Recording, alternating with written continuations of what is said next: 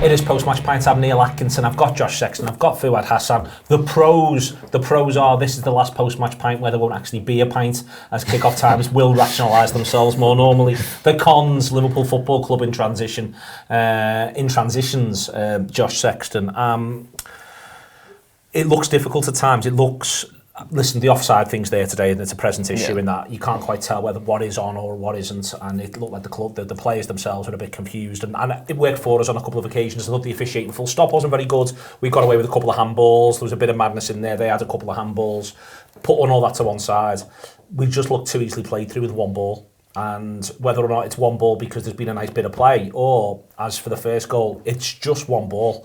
And that is concerning before a game against Chelsea, who might be in a bit of flux themselves, but the one thing we know is they've got very good wingers and good attacking midfielders. Yeah, and it's the one sort of concern, isn't it, really, with this hybrid formation, is that, you know, Liverpool are basically swinging between a defensive and an attacking shape, but quite often what's happening, it was happening last season, and it's happened a number of times in this pre-season. It's one of the things you'd have liked to have sort of seen them maybe a little bit closer to a fix on now, is almost getting caught in that attacking shape rather than in the defensive shape, and knowing what to do when they do get caught in that attacking shape, because there's some times where, you know, even the people who are really in the same positions, not to sort of call out Joel Matip straight off the bat, but some of the people who still have, you know, broadly the same jobs to do, especially when it is sort of, you know, when the minute the ball is turned over, their job remains the same.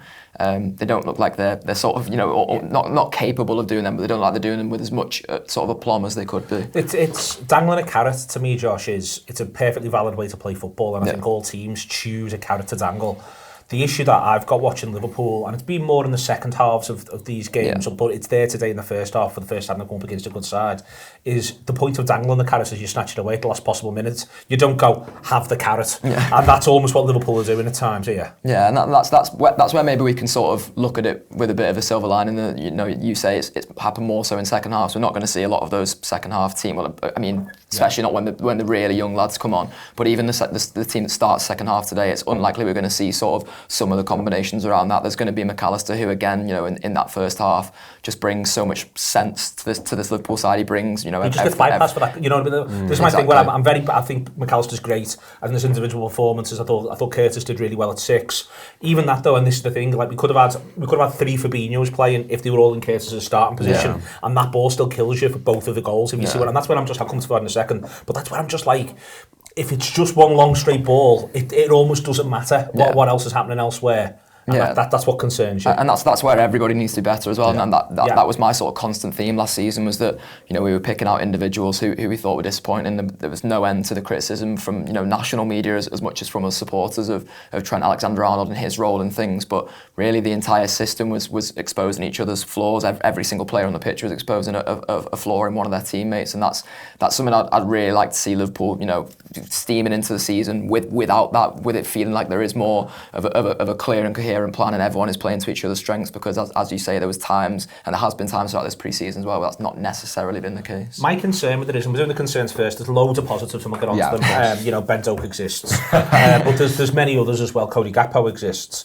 but my concern with it, Fuad, is I just feel like it's a tightrope. Like Liverpool are creating themselves a tightrope, and it almost feels like game after game after game, the tightrope's getting higher and higher, and the safety net's just disappearing more and more. And that's what I'm concerned about. What I'm watching, it's all right to have another defender. It's all right to have a defensive move. But Liverpool just look to me like all the time the tightrope gets higher. Yeah, definitely. And look, they've always played with the tightrope. I think that's something that, you know, you go and expect with this team, and it's when they were at their best, they had it. Yeah. But the difference is, I think, is how assured you are in managing that tightrope. And I think that's where I'm still a little bit unsure. It's the first pre-season game I watched, so for me it was interesting to see, especially sort of the 8s and how they worked in that system. And to me it felt a lot like, you know, things haven't fully sort of settled in. Szoboszlai looks like he's, you know, got bits and pieces, but I think he needs time. I think it's not going to be this ready-made sort of fit that will just get the system, and you can't expect that anyway. I think that's where it becomes very difficult to judge, because this is the hardest test they've had, isn't it, in terms of opposition, in terms of the quality of... Nabri's a great player. He is great. Ball through to, and Nabri's a great... Like, Nabri should beat Joel Matip one-on-one at least one time in 3, because he's Nabri, but that's almost what concerns me more than anything else is, you know, you're going to come up against really good players. Nabri's a really good one. There he is, there he goes. Yeah, no, definitely. And even the youngsters they bring on are some of the best youngsters in the world, because you know, they are Bayern Munich at the end of the day. YouTube, press the button, become a member of the Anfield Wrap from the heart of the city of Liverpool. the best way to enjoy all your Liverpool-based videos, everything you need, every single day. It is the Anfield Wrap.